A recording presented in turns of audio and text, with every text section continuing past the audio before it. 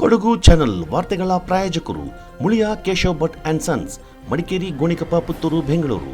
Bharati radio house, electronic ಉಪಕರಣಗಳ ಬೃಹತ್ ಮಳಿಗೆ, ಗಣಪತಿ ಬೀದಿ, ಮಡಿಕೇರಿ, ಮುಖ್ಯ ರಸ್ತೆ, Gonikoppal. A2Z super market, Vishwamanava double road, Kuvempu Nagar, Mysuru. Wood look furniture, ಪೀಠೋಪಕರಣಗಳ ಬೃಹತ್ ಮಳಿಗೆ, ಆಲ್ವೆಸಲ್ ಟವರ್, ಕೊಯ್ನೂರು ರಸ್ತೆ, ಮಡಿಕೇರಿ. ಶಾರದಾ ಜ್ಯುವೆಲರಿ, ಕೊಡಗಿನ ಸಾಂಪ್ರದಾಯಿಕ ಆಭರಣಗಳ ವಿಶಾಲ ಮಳಿಗೆ, Aras road, Mysuru. Rohan city residential and commercial, Vijay, Mangaluru. ZRN Kaveri silks, art and craft emporium, ಅಪ್ಪಟ ರೇಷ್ಮೆ ಸೀರೆಗಳ ಮಳಿಗೆ, ಮೈಸೂರು ರಸ್ತೆ, ಮಡಿಕೇರಿ. ವೈದ್ಯಕೀಯ ಶಿಕ್ಷಣ ಹಾಗೂ ಕೌಶಲ್ಯಾಭಿವೃದ್ಧಿ, ಉದ್ಯಮಶೀಲತೆ ಮತ್ತು ಜೀವನೋಪಾಯ ಸಚಿವರಾದ ಡಾಕ್ಟರ್ ಶರಣಪ್ರಕಾಶ ಪಾಟೀಲ ಅವರು ಕೊಡಗು ವೈದ್ಯಕೀಯ ವಿಜ್ಞಾನ ಸಂಸ್ಥೆಯ ನೂತನ ಕಟ್ಟಡಕ್ಕೆ ಭೇಟಿ ನೀಡಿ ವೀಕ್ಷಿಸಿದರು.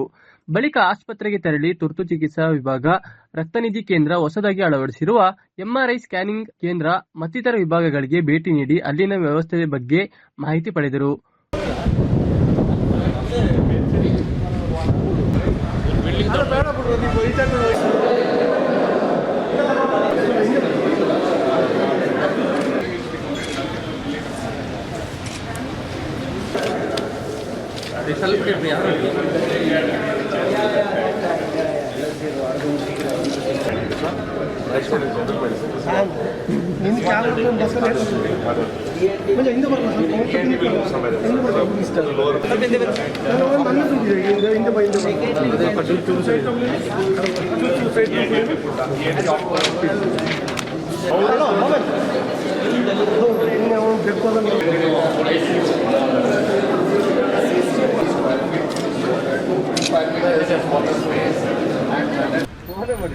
ಯಾರು ಮಾಡಿದ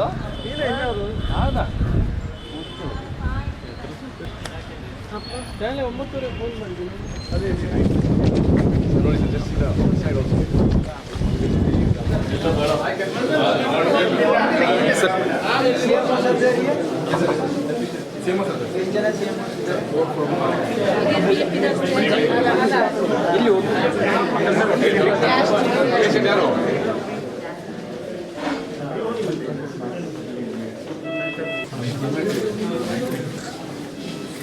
possible pain. Yeah.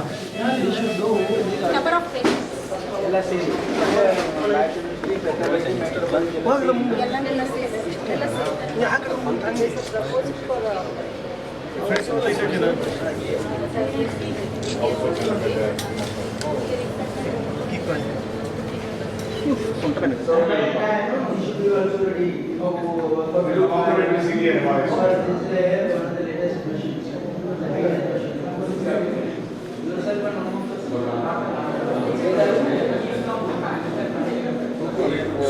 measurements and calibration. Everything will take 15 days. Okay. Calibration will take 15 days. Once the power software, everything is already ready for all the. Yeah. Once power is ready, MRI setup in Kodagu. ಯಾರು ಮನೆಗೆ ಬರಕ್ಕೆ ಅವಕಾಶ ಮಾಡಿ. ಹೌದು. Calibration will take. ವೀಕ್ಷಣೆ ನಂತರ ಮಾತನಾಡಿದ ವೈದ್ಯಕೀಯ ಶಿಕ್ಷಣ ಸಚಿವರಾದ ಡಾಕ್ಟರ್ ಶರಣಪ್ರಕಾಶ ಪಾಟೀಲ ಅವರು ಕೊಡಗು ವೈದ್ಯಕೀಯ ವಿಜ್ಞಾನ ಸಂಸ್ಥೆಯ 300 ಹಾಸಿಗೆ ಆಸ್ಪತ್ರೆಯಲ್ಲಿ ಮತ್ತಷ್ಟು ಅಭಿವೃದ್ಧಿಪಡಿಸುವಲ್ಲಿ 55 ಕೋಟಿ ರು ಬಿಡುಗಡೆಗೆ ಆರ್ಥಿಕ ಇಲಾಖೆಯಿಂದ ಅನುಮತಿ ಪಡೆದು ಬಿಡುಗಡೆಗೆ ಪ್ರಯತ್ನಿಸಲಾಗುವುದು. ಈಗಾಗಲೇ ತಾಯಿ ಮತ್ತು ಮಕ್ಕಳ ಆಸ್ಪತ್ರೆ ಉದ್ಘಾಟನೆಯಾಗಿ ಆಸ್ಪತ್ರೆಯ ಸೇವೆ ಒದಗಿಸಲಾಗುತ್ತಿದೆ ಎಂದರು. ಈಗಾಗಲೇ ಕೊಡಗು ವೈದ್ಯಕೀಯ ವಿಜ್ಞಾನ ಸಂಸ್ಥೆಯಲ್ಲಿ MRI ಸ್ಕ್ಯಾನಿಂಗ್ ಯಂತ್ರವನ್ನು ಅಳವಡಿಸಲಾಗಿದ್ದು, ಇನ್ನು 1.5 ತಿಂಗಳಲ್ಲಿ ಉದ್ಘಾಟಿಸಲಾಗುವುದು ಎಂದು ಸಚಿವರು ಹೇಳಿದರು. ಕೊಡಗು ವೈದ್ಯಕೀಯ ವಿಜ್ಞಾನ ಸಂಸ್ಥೆ ವ್ಯಾಪ್ತಿಯಲ್ಲಿನ ಖಾಲಿ ಇರುವ ವೈದ್ಯರ ಹುದ್ದೆಗಳು, ತಜ್ಞರು ಹಾಗೂ ಇತರರ ನೇಮಕ ಸಂಬಂಧಿಸಿದಂತೆ ಅಗತ್ಯ ಕ್ರಮ ಕೈಗೊಳ್ಳಲಾಗುವುದು ಎಂದರು. ಖಾಲಿ ಹುದ್ದೆಗಳನ್ನು ಭರ್ತಿ ಮಾಡಲಾಗುವುದು ಎಂದು ಹೇಳಿದರು. ಬಳಿಕ ತಾಯಿ ಮತ್ತು ಮಕ್ಕಳ ಆಸ್ಪತ್ರೆಗೆ ಭೇಟಿ ನೀಡಿ ಪರಿಶೀಲಿಸಿ ಮಾಹಿತಿ ಪಡೆದುಕೊಂಡರು.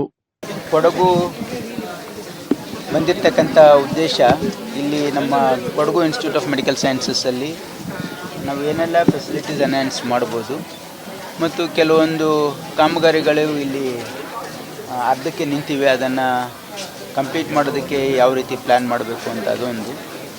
ಅಲ್ಲದೆ ಇಲ್ಲಿ ಹೊಸದಾಗಿ ನಮ್ಮ ಶಾಸಕರಾಗಿರ್ತಕ್ಕಂಥ ಮಂತಾರಗೌಡರ ಒಂದು ಒತ್ತಾಯದ ಮೇಲೆ ಇಲ್ಲಿ ನಾವು MRIನೂ ಕೂಡ ಇಲ್ಲಿ ಇನ್ಸ್ಟಾಲ್ ಮಾಡಿಸಿದ್ದೀವಿ. ಜೊತೆಗೆ ಈ ವರ್ಷದ ಬಜೆಟ್ ಅನೌನ್ಸ್ಮೆಂಟಲ್ಲಿ ಇಲ್ಲಿ ಒಂದು ಕಾರ್ಡಿಯಾಕ್ ಕೇರ್ ಯೂನಿಟ್ ಕ್ಯಾಥ್ ಲ್ಯಾಬನ್ನು PPP ಮಾಡೆಲಲ್ಲಿ ಎಸ್ಟಾಬ್ಲಿಷ್ ಮಾಡ್ತೀವಿ ಅಂತ ಬಜೆಟ್ ಅನೌನ್ಸ್ಮೆಂಟ್ ಇದೆ. ಹಾಗಾಗಿ ಅದನ್ನು ಕೂಡ ಅವರ ಭಾಳ ಒಂದು ಒತ್ತಾಯ ಇತ್ತು. ಯಾಕಂದರೆ ಕೊಡಗು ಜಿಲ್ಲೆ ಇದೊಂದು ಸ್ಪೆಷಲ್ ಜಿಲ್ಲೆ ಇದೆ. ಹಾಗಾಗಿ ಇಲ್ಲಿ ಸವಲತ್ತುಗಳು ನಾವು ಜನರಿಗೆ ಕೊಡ್ತಕ್ಕಂಥ ಅವಶ್ಯಕತೆ ಇದೆ ಅಂತ ಹೇಳಿ ಅವರು ಕೂಡ ಅವರ ಪ್ರಯತ್ನದಿಂದ ಇಲ್ಲಿ ಅದನ್ನು ಕೂಡ ನಾವು ಮಾಡಲಿಕ್ಕೆ ಇಲ್ಲಿ ವ್ಯವಸ್ಥೆ ಏನು ಮಾಡ್ಬೋದು ಅಂತಕ್ಕಂಥ ಪರಿಶೀಲನೆ ಮಾಡಲಿಕ್ಕೆ ನಾನು ಇಲ್ಲಿ ಬಂದಿದ್ದೀನಿ.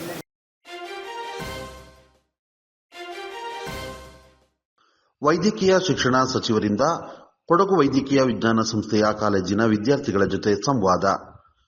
ವೈದ್ಯಕೀಯ ಶಿಕ್ಷಣ ಸಚಿವರಾದ ಡಾಕ್ಟರ್ ಶರಣಪ್ರಕಾಶ ಪಾಟೀಲ ಅವರು ಕೊಡಗು ವೈದ್ಯಕೀಯ ವಿಜ್ಞಾನ ಸಂಸ್ಥೆಯ ಕಾಲೇಜಿಗೆ ಭೇಟಿ ನೀಡಿ ವಿದ್ಯಾರ್ಥಿಗಳ ಜೊತೆ ಸಂವಾದ ನಡೆಸಿದರು.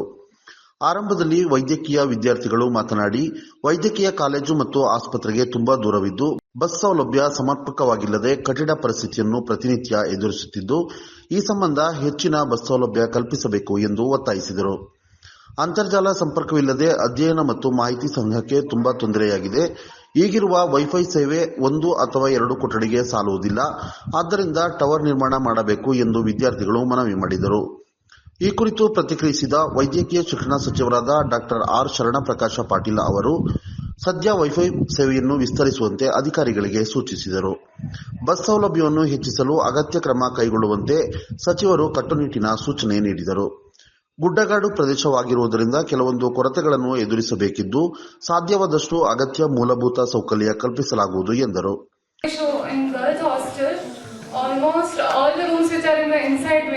They don't get any network even for calls, so they have to come out of their rooms to speak, to download something, and even in some side of you note down somebody note hospital.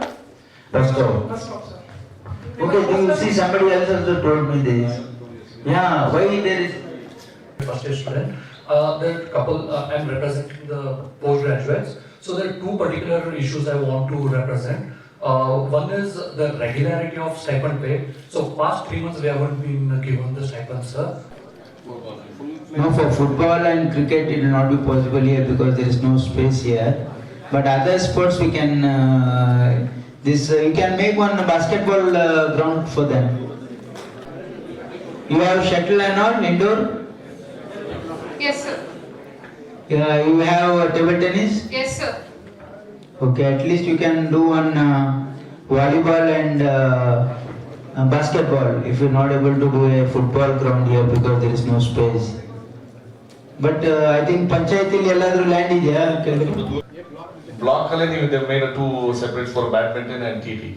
But outside if you can get one, not indoor stadium, sir, this outdoor like this Decathlon has one netted one, so it contains and it doesn't take. ವೈದ್ಯಕೀಯ ಕಾಲೇಜಿನ ಆವರಣದಲ್ಲಿ ಆಟದ ಮೈದಾನ ಇಲ್ಲದೆ ತೊಂದರೆಯಾಗಿದೆ ಎಂದು ವಿದ್ಯಾರ್ಥಿಯೊಬ್ಬರು ಗಮನ ಸೆಳೆದರು. ಜಾಗ ವಿಶಾಲವಾಗಿ ಇರುವುದರಿಂದ ಸದ್ಯ ಬಾಸ್ಕೆಟ್ಬಾಲ್, ವಾಲಿಬಾಲ್ ಇಂತಹ ಆಟಗಳನ್ನು ಆಡಲು ಅಗತ್ಯ ಜಾಗ ಒದಗಿಸುವಂತೆ ಸಂಬಂಧಪಟ್ಟ ಅಧಿಕಾರಿಗಳಿಗೆ ಸೂಚಿಸಿದರು.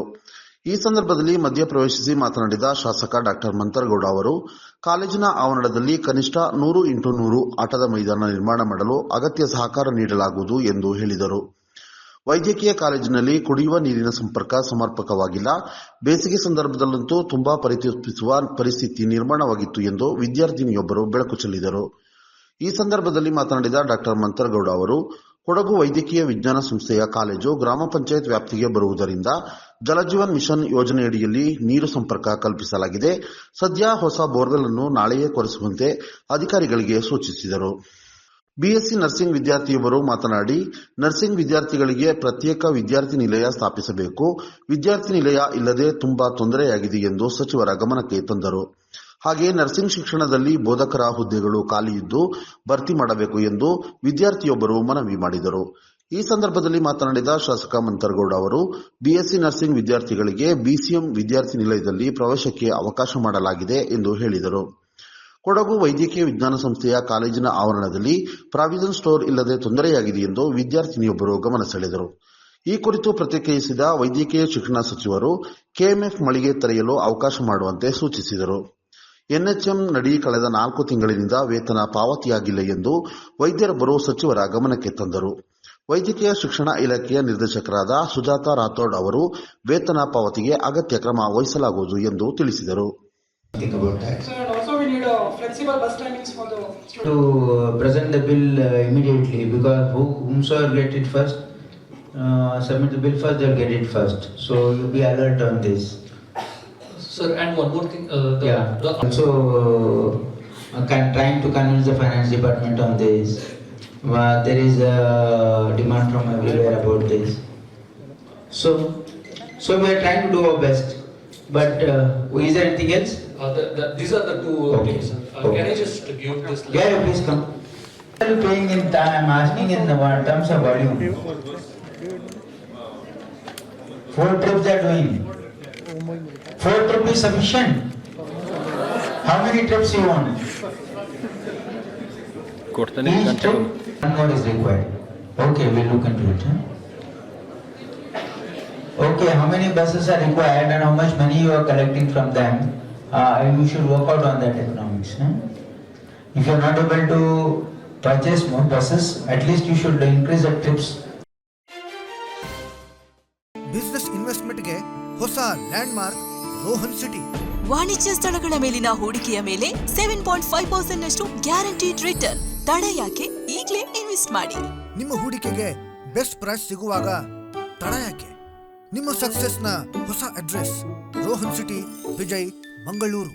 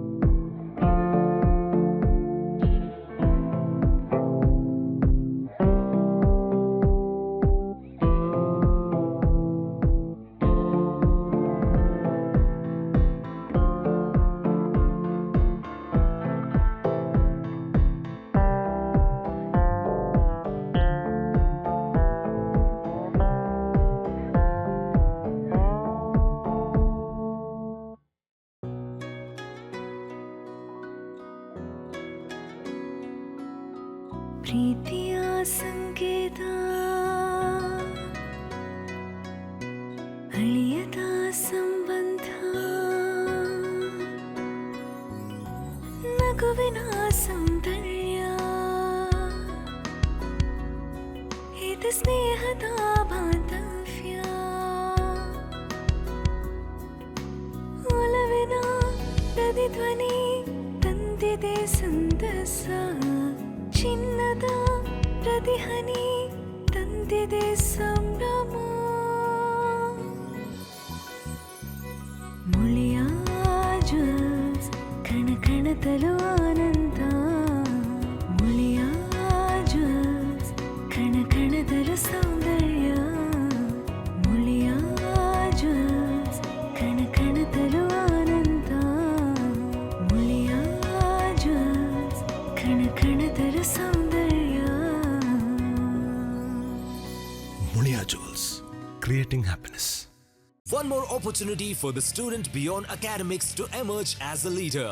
SBRR Mahajana First Grade Autonomous College, accredited A grade by NAC, having 4 decades of experience in higher education. Admissions open for the year 2024 and 25 for BCom, BA, BCA, BSc, BBA, BSc with Criminology and Forensic Science, Psychology and Biochemistry. In addition, BBA Hotel and Hospitality along with Aviation and International Tourism. NSS, NCC, Sports, Cultural and other co-curricular activities are encouraged. 30 plus value-added and skill enhancement courses. Meritorious students are provided free shift scholarships. Students with 95% and above in second PUC are exempted from program fee. Concession for all achievers in sports. Hostel facility for boys and girls. Contact Mahajana College, Mysuru.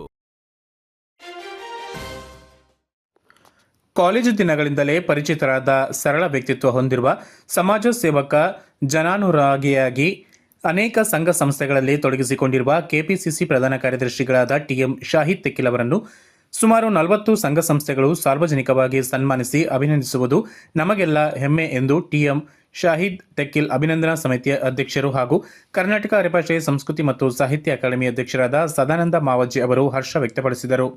July 6ರಂದು Thekkil ಗ್ರಾಮಾಭಿವೃದ್ಧಿ ಪ್ರತಿಷ್ಠಾನದ ಸ್ಥಾಪಕಾಧ್ಯಕ್ಷರಾದ TM ಶಹೀದ್ ತೆಕ್ಕಿಲ್ ಅವರಿಗೆ ಸಾರ್ವಜನಿಕ ಸನ್ಮಾನ ಸಮಾರಂಭ ಹಮ್ಮಿಕೊಳ್ಳಲಾಗಿದೆ.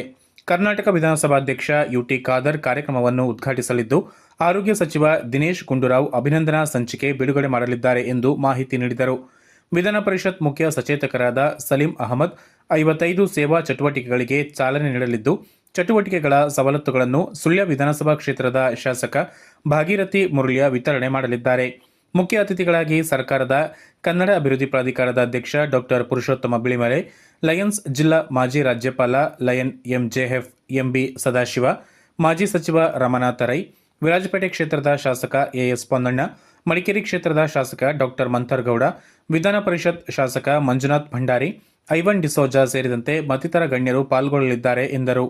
ಸಾಮಾಜಿಕ, ಕೃಷಿ, ಧಾರ್ಮಿಕ, ಸಾಂಸ್ಕೃತಿಕ, ಸಹಕಾರ, ಶಿಕ್ಷಣ, ಉದ್ಯಮ ಮತ್ತು ರಾಜಕೀಯ ಕ್ಷೇತ್ರದಲ್ಲಿ 3.5 ದಶಕಗಳಿಂದ ಸೇವೆ ಸಲ್ಲಿಸುತ್ತಿರುವ ಶಹೀದ್ ತೆಕ್ಕಿಲ್ ಜನಾನುರಾಗಿಯಾಗಿ ಸಮಾಜ ಸೇವೆಯಲ್ಲಿ ತೊಡಗಿಸಿಕೊಂಡಿದ್ದಾರೆ. ರಾಜ್ಯ ಯುವ ಪ್ರಶಸ್ತಿ ಪುರಸ್ಕೃತರಾಗಿರುವ ಅವರು ದೇಶ ವಿದೇಶಗಳಲ್ಲಿ ವಿವಿಧ ಸಂಘ ಸಂಸ್ಥೆಗಳಿಂದ ಹಲವಾರು ಪ್ರಶಸ್ತಿಗೆ ಪಾತ್ರರಾಗಿದ್ದಾರೆ. ಈ ನಿಟ್ಟಿನಲ್ಲಿ ಶಹೀದ್ ತೆಕ್ಕಿಲ್ ಅವರನ್ನು ಸನ್ಮಾನಿಸಿ ಗೌರವಿಸಲಾಗುತ್ತದೆ ಎಂದು ಕೊಡಗು ಚಾನೆಲ್ಗೆ ಮಾಹಿತಿ ನೀಡಿದರು. ಕೊಡಗು ಚಾನೆಲ್ನ ಸಮಸ್ತ ವೀಕ್ಷಕರಿಗೆ ನಮಸ್ಕಾರ. ನಮ್ಮ ಕೊಡಗು ಮತ್ತು ದಕ್ಷಿಣ ಕನ್ನಡದ ಗಡಿಭಾಗದ ಗೂನಡ್ಕದ ನಿವಾಸಿಯಾಗಿರುವಂತಹ ಟಿಎಂ ಶಾಹಿದ್ ತೆಕ್ಕಿಲ್ ಅವರು ಸಾಮಾಜಿಕವಾಗಿ, ರಾಜಕೀಯವಾಗಿ ಗುರುತಿಸಿಕೊಂಡಿರುವಂತಹವರು.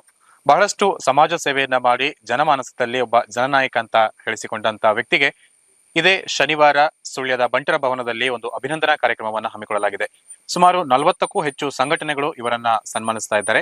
ಈ ಒಂದು ಅಭಿನಂದನಾ ಕಾರ್ಯಕ್ರಮದ ಅಧ್ಯಕ್ಷರಾಗಿರುವಂತಹ ಸದಾನಂದ ಮಾವಜ್ಜಿ, ಪ್ರಸ್ತುತ ಇವರು ಕರ್ನಾಟಕ ಅರೆಭಾಷೆ ಸಂಸ್ಕೃತಿ ಮತ್ತು ಸಾಹಿತ್ಯ ಅಕಾಡೆಮಿಯ ಅಧ್ಯಕ್ಷರು ಕೂಡ ಆಗಿದ್ದಾರೆ.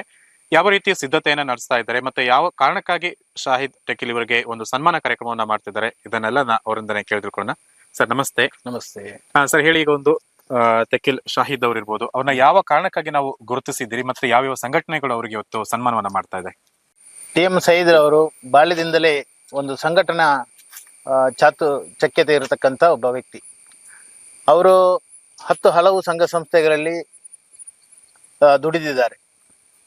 ಅವರು ತೆಕ್ಕಿಲ್ ಪ್ರತಿಷ್ಠಾನ ಎಂಬ ಸಂಸ್ಥೆಯನ್ನ ಅವರು ಕಟ್ಟಿಕೊಂಡು ಅದರಲ್ಲಿ ಬಹಳಷ್ಟು ಸಮಾಜ ಸೇವೆಯನ್ನ ಅವರು ಮಾಡಿದ್ದಾರೆ. ಅವರು ತೆಕ್ಕಿಲ್ ಶಾಲೆಯನ್ನ ನಿರ್ಮಿಸಿದ್ದಾರೆ. ಅದರಲ್ಲಿ ಬಹಳಷ್ಟು ಇಂಗ್ಲಿಷ್ ಮೀಡಿಯಂ ವಿದ್ಯಾರ್ಥಿಗಳು ವಿದ್ಯಾರ್ಜನೆಯನ್ನ ಮಾಡ್ತಾ ಇದ್ದಾರೆ. ಹಾಗೂ ಅವರು ರಾಜಕೀಯದಲ್ಲಿ ಸಹ ಅವರು ಬಹಳಷ್ಟು ಸಂಘಟನೆಯನ್ನ ಮಾಡಿದ್ದಾರೆ. ಯುವ ಕಾಂಗ್ರೆಸ್ ಇರ್ಬೋದು, NSY ಇರ್ಬೋದು, ಸೀನಿಯರ್ ಕಾಂಗ್ರೆಸ್ ಇರ್ಬೋದು, ಎಲ್ಲದರಲ್ಲಿ ಹಂತವಾಗಿ ಅವರು ಬೆಳೆದು ಬಂದಿರತಕ್ಕಂಥ ವ್ಯಕ್ತಿ. ಅವರು ಸಾಮಾಜಿಕವಾಗಿ ಅವರು ರಕ್ತದಾನ ಶಿಬಿರ ಇರ್ಬೋದು ಅಥವಾ ಬೇರೆ ಬೇರೆ ಸಂಘಟನೆಯಲ್ಲಿ ತೊಡಗಿಸಿಕೊಂಡು ಇರುವ ಕಾರಣ ಅವರಿಗೆ ಯಾವುದೇ ಪಕ್ಷ ಭೇದವಿಲ್ಲದೆ ನಾವು 6ನೇ ತಾರೀಕಿಗೆ ಅಂದರೆ ಶನಿವಾರ ಸುಳ್ಯದಲ್ಲಿ ಎಲ್ಲ ಪಕ್ಷದವರು ಯಾವುದೇ ಜಾತಿ ಭೇದ ಇಲ್ಲದೆ ನಾವು ಅವರಿಗೆ ಒಂದು ಸಾರ್ವಜನಿಕ ಅಭಿನಂದನೆಯನ್ನ ಮಾಡಲಿಕ್ಕಿದ್ದೇವೆ, ಸನ್ಮಾನವನ್ನ ಮಾಡಲಿಕ್ಕಿದ್ದೇವೆ. ಅದಕ್ಕೆ ನಮ್ಮ ಕರ್ನಾಟಕ ಗಣ ಸರ್ಕಾರದ ದಿನೇಶ್ ಗುಂಡೂರಾವ್ ಈ ಭಾಗದ ಉಸ್ತುವಾರಿ ಸಚಿವರು ಭಾಗವಹಿಸಲಿಕ್ಕಿದ್ದಾರೆ. ಅದೇ ರೀತಿ ನಮ್ಮ ಸಲೀಂ ಅಹಮದ್ ಅವರು ಮುಖ್ಯ ಸಚೇತಕರು ವಿಧಾನ ಪರಿಷತ್ ಅವರು ಭಾಗವಹಿಸಲಿಕ್ಕಿದ್ದಾರೆ. ಅದೇ ರೀತಿ ನಮ್ಮ ಯುಟಿ ಖಾದರ್ ಅವರು ವಿಧಾನಸಭಾ ಅಧ್ಯಕ್ಷರು ಬರ್ತಾ ಇದ್ದಾರೆ. ಅದೇ ರೀತಿ ಸ್ಥಳೀಯ ಶಾಸಕರು ಕುಮಾರಿ ಭಾಗೀರಥಿ ಅವರು ಇರ್ತಾರೆ. ಅದೇ ರೀತಿ ನಮ್ಮ ಪುರುಷೋತ್ತಮ ಬಿಳಿಮಲೆ ಅವರು ಕರ್ನಾಟಕ ಪ್ರಾಧಿಕಾರದ ನೂತನ ಅಧ್ಯಕ್ಷರು. ಅದೇ ರೀತಿ ಮಂಗಳೂರಿನ ನಮ್ಮ ರಮನಾಥ ರೈ ಅವರು ಮಾಜಿ ಸಚಿವರು. ಅದೇ ರೀತಿ ಬಹಳಷ್ಟು ಸ್ಥಳೀಯವಾಗಿ ಇರತಕ್ಕಂಥ PC ಜಯರಾಮ್ ಇರ್ಬೋದು, ವೆಂಕಪ್ಪ ಗೌಡ್ರು ಇರ್ಬೋದು, ಮಾಜಿ ಬ್ಲಾಕ್ ಕಾಂಗ್ರೆಸ್ ಅಧ್ಯಕ್ಷರು, ನಗರ ಪಂಚಾಯತಿನ ಅಧ್ಯಕ್ಷರುಗಳು ಎಲ್ಲರೂ ಭಾಗವಹಿಸಲಿಕ್ಕಿದ್ದಾರೆ. ಅದೇ ರೀತಿ ಒಂದು 30ಕ್ಕಿಂತಲೂ ಮಿಕ್ಕಿ ಸಂಘ ಸಂಸ್ಥೆಗಳು ಅವರನ್ನ ನಾಲ್ದು ಅಭಿನಂದನೆ ಮಾಡಲಿಕ್ಕಿದ್ದಾರೆ. ಈ ರೀತಿ ನಮ್ಮ ಸಂಘಟನೆಗಳು ಆಗ್ತಾ ಇದೆ. ಈಗ ನೀವು ಕಂಡಂತೆ ಶಾಹಿದ್ ತೆಕ್ಕಿಲ್ ಹೇಗೆ? ಶಾಹಿದ್ ತೆಕ್ಕಿಲ್ ಅವರನ್ನ ನಾನು ಬಾಲ್ಯದಿಂದಲೇ ನಾನು ಕಂಡಿದ್ದೇನೆ. ಅವರು ನನಗೆ ಸಹಪಾಠಿ, ನಾವು ಬಹಳ ಆತ್ಮೀಯರು. ಅವರು ಕಾಲೇಜು ಜೀವನದಲ್ಲಿ ಸಹ NSY ಇರ್ಬೋದು ಅಥವಾ ಕಾಲೇಜು ಯೂನಿಯನ್ ಇರ್ಬೋದು, ಎಲ್ಲದರಲ್ಲೂ ಅವರು ಭಾಗಿಯಾಗ್ತಾ ಇದ್ರು. ಕಾಲೇಜಲ್ಲಿ ಒಂದು ಕಾರ್ಯಕ್ರಮ ಆಗಬೇಕಾದ್ರೆ ಅವರು ಒಳ್ಳೊಳ್ಳೆ ಅತಿಥಿಗಳನ್ನ ಕರೆಸುವಲ್ಲಿ ಅವರು ಇದ್ರು. ಆಗನ ಗೃಹ ಮಂತ್ರಿ ಆಗಿರ್ತಕ್ಕಂಥ ರಮಾನಾಥ್ ರೈ ಅವರು ಆಗ ಗೃಹ ಮಂತ್ರಿ ಆಗಿದ್ರು. ಅವ್ರನ್ನು ಪ್ರಪ್ರಥಮ ಬಾರಿಗೆ ಲಾ ಕಾಲೇಜಿಗೆ ಅವರು ಕಾರ್ಯಕ್ರಮಕ್ಕೆ ಕರೆಸಿಕೊಂಡಿದ್ದಾರೆ. ಅದೇ ರೀತಿ ಬೇರೆ ಬೇರೆ ಅತಿಥಿಗಳನ್ನೆಲ್ಲ ಅವರು ಕರೆಸಿ IAS IPS ಎಲ್ಲರನ್ನ ಅವರು ಬಹಳಷ್ಟು ಚೆನ್ನಾಗಿ ಬಲ್ಲವರು. ಅವರ ತಾಯಿ ಭಾಗದಿಂದ ಅವರಿಗೆ, ತಾಯಿ ಕಡೆಯಿಂದ ಅವರಿಗೆ ಬಹಳಷ್ಟು ಪರಿಚಯಸ್ಥರು ಇದ್ದಾರೆ. ಅದೇ ರೀತಿ ಅವರು ಯೂತ್ ಕಾಂಗ್ರೆಸ್ ಅಲ್ಲಿ ಇಲ್ಲಿ ದಕ್ಷಿಣ ಕನ್ನಡ ಮಾತ್ರ ಅಲ್ಲ, ಇಡೀ ರಾಜ್ಯದಾದ್ಯಂತ, ಅದರಲ್ಲಿಯೂ ಹೆಚ್ಚಾಗಿ ಕೊಡಗಿನಲ್ಲಿ ಅವರು ಹೆಚ್ಚು ಕೆಲಸವನ್ನು ನಿರ್ವಹಿಸಿದ್ದಾರೆ. ಅವರು ಇದು KPCC ಕಾರ್ಯದರ್ಶಿ ಆಗಿರುವ ಸಂದರ್ಭದಲ್ಲಿ ಕೊಡಗಿನಲ್ಲಿ ಹೆಚ್ಚು, ಕೊಡಗು ಮತ್ತು ದಕ್ಷಿಣ ಕನ್ನಡದಲ್ಲಿ ಹೆಚ್ಚು ಸಂಘಟನೆಯನ್ನು ಮಾಡಿದ್ದಾರೆ. ಅದೇ ರೀತಿ ಈ ಪ್ರವಾಹ ಸಂದರ್ಭದಲ್ಲಿ ಅವರು ಮಡಿಕೇರಿಯ ಜೋಡುಪಾಳದಲ್ಲಿ ಸಂಭವಿಸತಕ್ಕಂಥ ಅನಾಹುತದಲ್ಲಿ ಸಿಲುಕಿಕೊಂಡವರನ್ನ ಅಲ್ಲಿಂದ ರಕ್ಷಿಸುವಲ್ಲಿ ಮತ್ತು ಅವರಿಗೆ ಬೇಕಾದ ಸವಲತ್ತುಗಳನ್ನು ಅವರ ತೆಕ್ಕಿಲ್ ಪ್ರತಿಷ್ಠಾನದ ವತಿಯಿಂದ ಅವರು ಮಾಡಿದ್ದಾರೆ. ಅದೇ ರೀತಿ ಅವರ ಮನೆಯನ್ನು ಸಹ ಅಲ್ಲಿ ಅವಶ್ಯಕತೆ ಇರುವಾಗ ಅವರು ಬಿಟ್ಟುಕೊಟ್ಟಿದ್ದಾರೆ. ಈ ರೀತಿಯಲ್ಲಿ ಅವರು ಬಹಳಷ್ಟು ಸಂಘಟನೆಯಲ್ಲಿ ತೊಡಗಿಸಿಕೊಂಡಿದ್ದಾರೆ. ಒಬ್ಬ ಒಳ್ಳೆಯ ಸಾಧು ಸಜ್ಜನ ಅವರು. ಯಾವುದೇ ಜಾತಿ ಮತ ಭೇದವನ್ನ ಅವರು ತೋರ್ಪಡಿಸುವರಲ್ಲ. ಅದೇ ರೀತಿ ಇತರರು ಸಹ ಅವರನ್ನ ಬಹಳಷ್ಟು ಪ್ರೀತಿಯಿಂದ ನೋಡ್ತಾ ಇದ್ದಾರೆ. ಅವರು ಯಾವುದೇ ಕಾಂಗ್ರೆಸ್ನಲ್ಲಿ ಅವರು ಕೆಲಸ ಮಾಡಿದ್ರು, ಅವರನ್ನ ಎಲ್ಲರೂ ಇಷ್ಟಪಡುವಂತ ಒಬ್ಬರ ವ್ಯಕ್ತಿತ್ವವನ್ನು ಹೊಂದಿರತಕ್ಕಂಥವರು. ಎಲ್ಲರಿಗೆ ಅವರು ಅವರಲ್ಲಿ ಸಹಾಯ ಹಸ್ತ ಯಾಚಿಸಿ ಬಂದವರಿಗೆ ಎಲ್ಲರಿಗೂ ಅವರು ಸಹಾಯ ಹಸ್ತವನ್ನ ನೀಡತಕ್ಕಂತ ಮನೋಭಾವ. ಕಾರ್ಯಕ್ರಮ ಚೆನ್ನಾಗಿ ನಡೀಲಿ ಅಂತ ಇದೆ ಸಂದರ್ಭ ಶುಭ ಹಾರೈಸ್ತೀವಿ ಸರ್. ಧನ್ಯವಾದಗಳು.